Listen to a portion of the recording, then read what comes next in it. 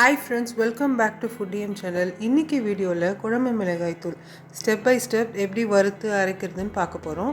தேவையான பொருள் நான் வறுக்கும் போது என்னென்ன அளவுன்னு நான் உங்களுக்கு சொல்கிறேன். வீடியோவை ஸ்கிப் பண்ணாமல் பாருங்கள். முதல்ல அடுப்பை ஆன் பண்ணிவிட்டு ஒரு அடிக்கனமான கடாய் எடுத்துக்கோங்க. 100 கிராம் கடலைப்பருப்பு இதில் போட்டுக்கலாம். இது நல்லா வறுக்கணும். இப்போ தான் அடுப்பை ஆன் பண்ணியிருக்கிறதுனால இது கொஞ்சம் டைம் எடுக்கும் வறுக்கிறதுக்கு. மிளகாய் தூள் நீங்கள் எப்போ வறுக்கும் போதும் மீடியமில் வச்சு தான் வறுக்கணும். நீங்கள் ஃபாஸ்ட்டாக வச்சிங்கன்னா தீஞ்சு போயிடும். அந்த டேஸ்ட் அப்புறம் நல்லா இருக்காது. ஸோ மீடியம்லேயே வச்சு இதை வறுத்து எடுத்துடலாம். இப்போ பார்த்தாலே தெரியுது நல்லா லைட் ப்ரௌன் கலர் வந்துருச்சு. அது இல்லாமல் நல்லா மணமாகவும் இருக்குது. இப்போ ஒரு அகலமான தட்டு எடுத்துகிட்டு அதில் கொட்டி இதை நல்லா ஆற வச்சிடலாம்.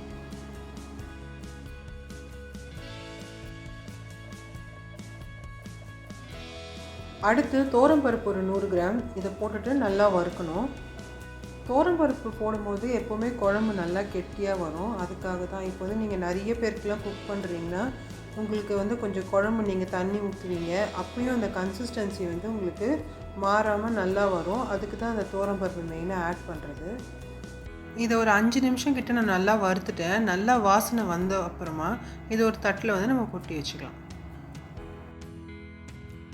சீரகம் ஒரு 50 கிராம் போட்டுக்கலாம். சீரகம் நல்லா பொரிஞ்சு வரணும். லைட்டாக கலர் சேஞ்ச் ஆகிற வரைக்கும் நல்லா வறுத்து எடுக்கணும்.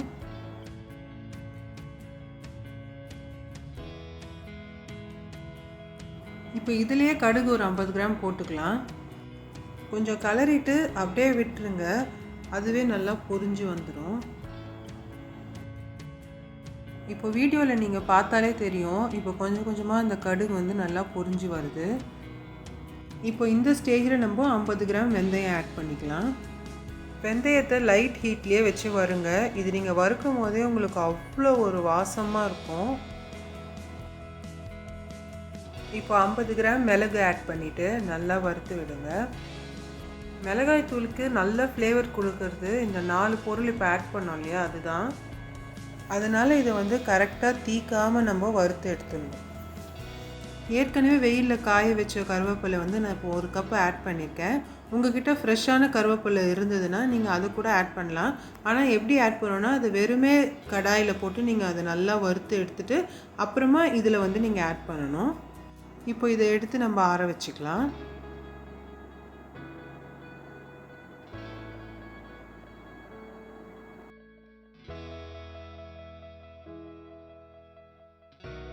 இப்போ கடாயை நல்லா காய விட்டுருங்க. ஏன்னா நம்ம அடுத்து அரிசி இதில் வறுக்க போகிறோம். அப்போ தான் அரிசி போட்டோன்னே நல்லா பொரிஞ்சு வரும். அதுக்காக தான். இப்போ ஹீட் செக் பண்ணிவிட்டு 100 கிராம் பச்சரிசி நான் ஆட் பண்ணிக்கிறேன். இது நல்லா பொரிஞ்சு வரணும். அது வரைக்கும் இது நல்லா வறுத்து எடுக்கணும்.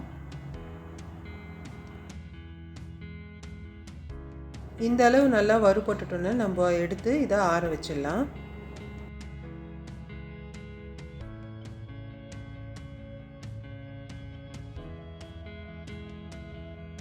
இப்போ இது கூடயே ஒரு 50 கிராம் மஞ்சள் வறுக்காமல் உடச்சி வச்சுருக்கேன். அதையும் இதில் ஆட் பண்ணிக்கலாம். இது நல்லா ஆறட்டும். தனியா 1 கிலோ எடுத்திருக்கேன். இப்போ அந்த 2 பேட்சாக இதை நம்ம வறுத்து எடுத்துக்கலாம்.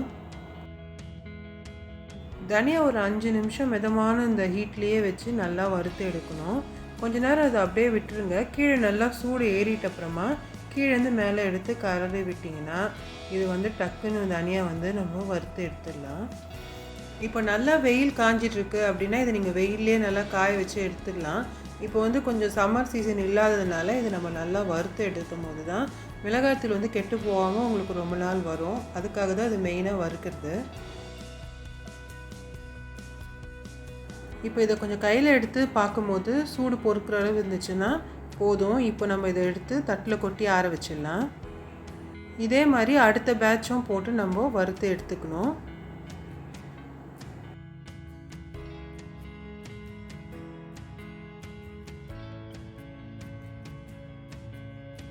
இப்போ இது 2 பேட்சாக போட்டு நம்ம வறுத்து எடுத்துட்டோம். இதை தனியாக எடுத்து ஆற வச்சிடலாம்.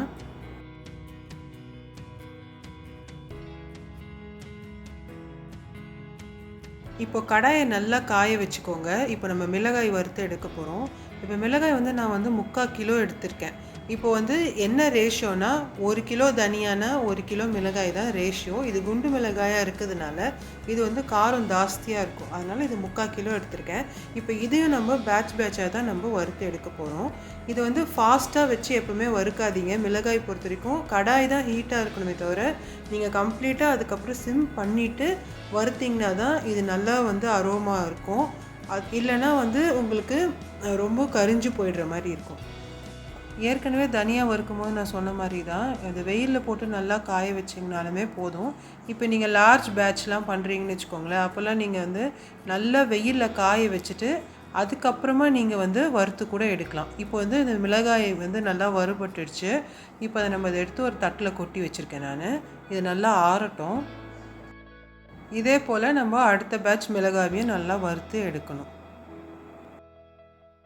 இந்த குழம்பு மிளகாய் தூள் கொஞ்சம் நேரம் எடுத்து நீங்கள் வந்து நல்லா வறுத்து கடையில் கொடுத்து அரைச்சி வச்சுக்கிட்டிங்கன்னா ஒரு 3லேருந்து 6 மாதம் உங்களுக்கு நல்லா யூஸ் ஆகும்.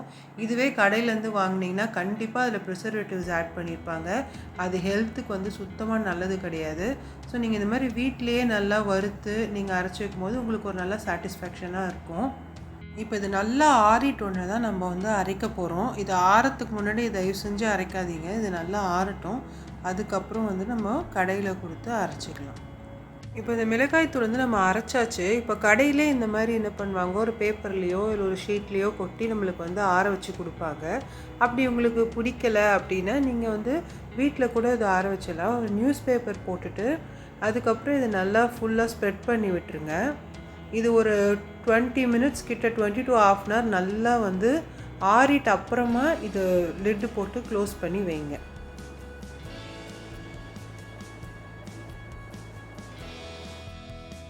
ஒரு தண்ணி படாத கரண்டி, ஒரு வுட்டன் லேடலோ இல்லை ஏதாவது ஒரு லேடல் தண்ணி இல்லாதது எடுத்து இதை நல்லா ஸ்ப்ரெட் பண்ணி விடுங்க. அப்போ தான் இது சீக்கிரமாக ஆறும்.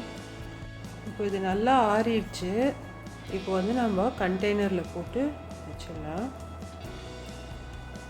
கண்டிப்பாக இந்த வீடியோ உங்களுக்கு யூஸ்ஃபுல்லாக இருந்திருக்கும்னு நினைக்கிறேன். வீடியோ பிடிச்சிருந்தா லைக் பண்ணுங்கள், ஷேர் பண்ணுங்கள், கமெண்ட் பண்ணுங்கள். மறக்காமல் ஃபுட் டிஎம்மை சப்ஸ்கிரைப் பண்ணுங்கள். பாய்.